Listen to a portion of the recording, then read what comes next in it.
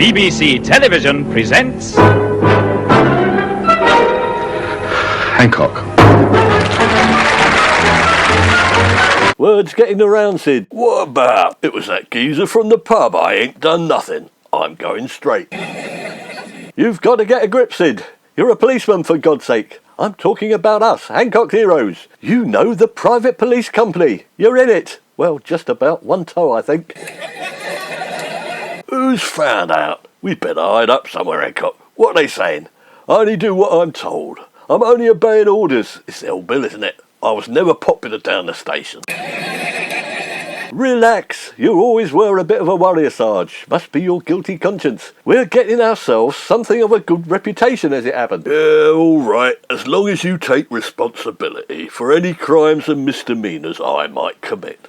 By the way, have you got any more customers, Inspector Hancock? We're a bit short of bribes for the judges. Customers? Tons of them. We've got customers coming out of our ears. More than we can handle. They're streaming in. Can't keep them away.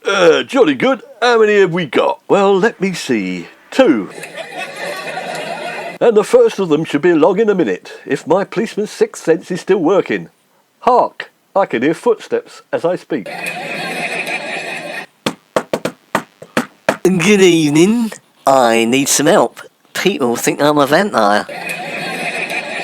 Well, you've come to the wrong place. We're the private police. You want the mental hospital. It's round the corner. No, I'm not mad. It's true. People keep trying to hit me over the head with crucifixes. Then they start splashing me with holy water and breathing garlic all over me. I can't stand garlic.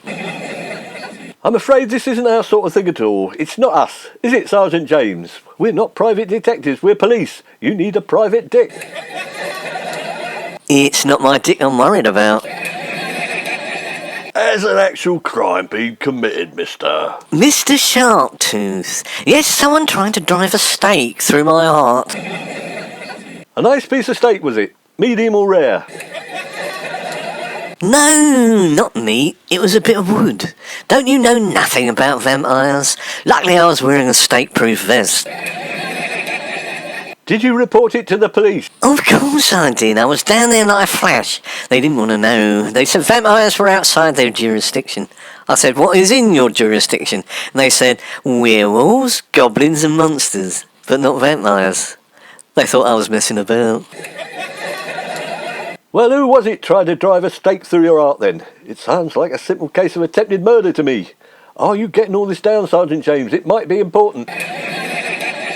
Get what down? I'm working through the card at Sandown, if you don't mind. Has the customer come round yet?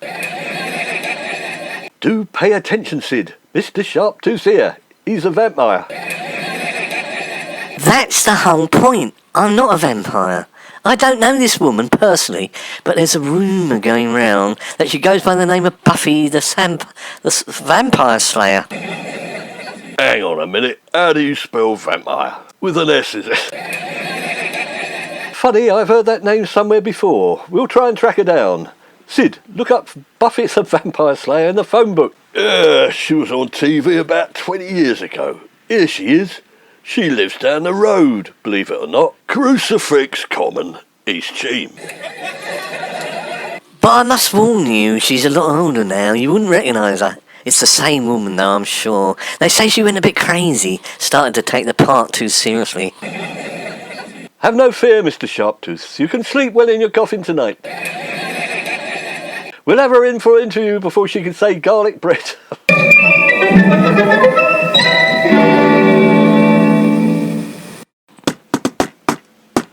Well, hello, Inspector Hancock. You wanted to see me about that Mr. Sharptooth. He's made a complaint, I understand. Yes, shall I call you Buffy? You aren't in any trouble at the moment, but he came to us here at Hancock's Heroes with that renowned private police company that's just started up. And he said, and I quote, she tried to hammer a stake through my heart. Some people, eh? Fertile imagination. But it's true, Inspector Hancock. I did try and hammer a stake through his heart. He's a vampire. It's the only thing that works. Aha! So you admit it. But he's not really a vampire, Mrs. Buffy. You know that, don't you? It's a criminal offence, potentially a serious one. You can't go around killing people just because you think they're dead already. I must do. I'm trying to rid the world of vampires. It's a vocation, Inspector Hancock. I was on TV 20 years ago. I was doing it then. Were you a fan? Yeah, never missed an episode. But he isn't a vampire, Mrs. Buffy, not this one. He just looks like one. It's a sort of skin condition, apparently. Horrible it is. Oh, I think it's called eczema. Oh, yes. That's what he said, did he? Huh. I bet he didn't offer to show you his teeth. What's wrong with his teeth? We're not dentists. They are horrible fangs. They are long and sharp and can rip you to shreds. He's dangerous. We all need protecting. He drinks human blood. He had 1.5 pints of mine before I noticed and managed to shove him off. Well, we can't help that. You've admitted the crime, Buffy, so I'm afraid I'm going to have to charge you with murder. Anything you say will be taken down and used against you in evidence. We'll let you out on bail of £15,000, of course. All checks made out to Hancock's heroes. Oh, no. You're letting a dangerous man go. Free and arresting an innocent woman. What's the world coming to when a decent, upstanding, middle-class woman member of the WI can't kill a snivelling, wretched vampire?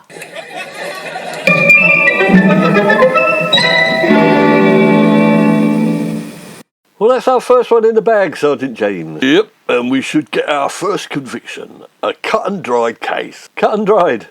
Ha ha ha. Blood. Vampires. Very funny, Sarge. You've still got your witty sense of humour, I see. I wasn't trying to be funny, Inspector. Good evening. I'm looking for Hancock's Heroes, private police company. You've certainly come to the right place then. How can we help you? Our motto is, no crime is too small. We're the boys you need to call. Just ring 998. That's our number. Not 999. Regrettably not. They wouldn't let us have that number. It's already in use, apparently. I rang 998 because I was assaulted. It was horrible. I can hardly bear to talk about it. Where were you assaulted then? All over. It was horrible. I was soaked from top to bottom. I started hyperventilating. I mean, where, as in the location? Was it in East Cheam, for example? Yes, I was eating outside the East Cheam Taj Mahal. You know, the little restaurant down by the village green. So, you were having a curry. Very nice too. What was it? Some naan? A madras with pilau rice and lime pickle? No, a burger. I bought one down the road and was eating outside the curry house when whoosh. Whoosh what? I'm trying to understand the nature of this crime. What exactly went whoosh? Did Superman fly over or something? That's not very nice of you. You're not taking it seriously, are you? Whoosh! That was the sound of all the water. That's the sound water makes. I was drenched from top to toe. It was so cold, I started hyperventilating. A woman called the police. So the police came to apprehend the villain, did they? No, they came and apprehended me. She thought I was an heavy breather. How much water are we talking about? A cupful? A jug? A bucketful? No, more than that. It was like Niagara Falls. I'm not exaggerating. There was so much water, it produced a rainbow. And I could see where the rainbow ended. And was there a pot of gold, Mr. Lolly? Ha ha. No, stop messing about. But there was a huge pot of cold water. They threw the pot at me as well. I wouldn't have minded if it was gold. At least I would have got something out of it then, wouldn't I? Right, let's reconstruct the scene of the crime. Where did this rainbow end? Could you tell us that? Perhaps that might help to identify the culprit. Oh, let me see. It was high above the chimney tops, I think. And I saw trees of green and red roses too. I watched them bloom for me and for you. Can I just stop you there, sir? This sounds very much like a song. I'm sorry, Mr. Lolly. I don't think you're a reliable enough witness for us to proceed with this case. I think you're exaggerating. You must be a fantasist with a dual personality disorder and a father fixation. Got that bit right, didn't you? I am. It took you long enough to work it out, though, didn't it?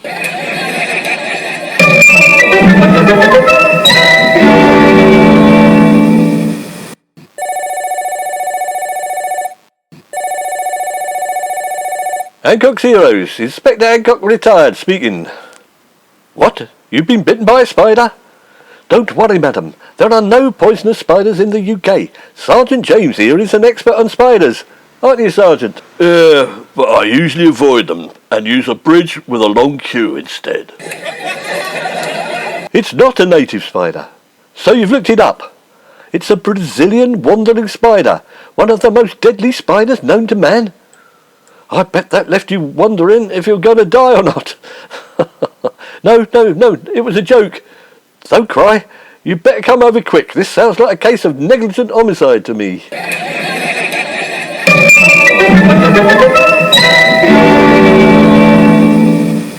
I'm here, Inspector Hancock. I rushed over. According to the internet, I've only got 35 minutes left to live. Well, we better get a move on then, madam. Have you tried slashing open the wound and sucking the poison out? Sergeant James is very good at it, you know. I'm not. I'm rubbish at it. I'm allergic to spider venom. My doctor told me. No, don't slash me open. The doctor on the internet said what I need is some anti-venom. Well, in that case, you should have gone down the hospital and not come here. But you said Sergeant James was an expert on spiders. Surely he's got some. That was back in the old days. I haven't kept my hand in. All my anti-venom is out of date. It's gone venomous. Well, let me see. We can lend you a bite, madam. The hospital's just round the corner. You can pedal down there in 10 minutes, and that will give you enough time to grab a quick coffee and see the doctor. Oh, for God's sake, man, just call the hospital. I've only got 25 minutes left. Every second is precious. There's only just enough time to tell you how it happened. Please fill us in on all the details. Where's me pencil? Blast it. Where's the sharpener? It's bananas. Yes, I know it's a bit crazy, but you do your best, love. We need to know who to prosecute before you peg it.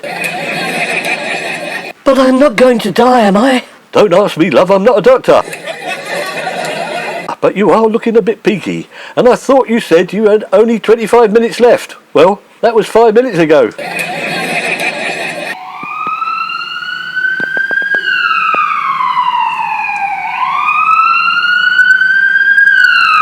Saved by the bell, lady. You get yourself off to hospital and leave the investigating of the crime to us.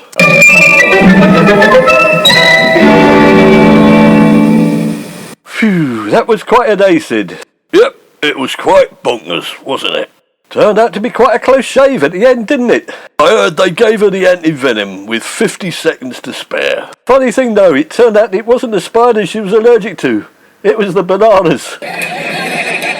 Another successful day for Hancock's Heroes.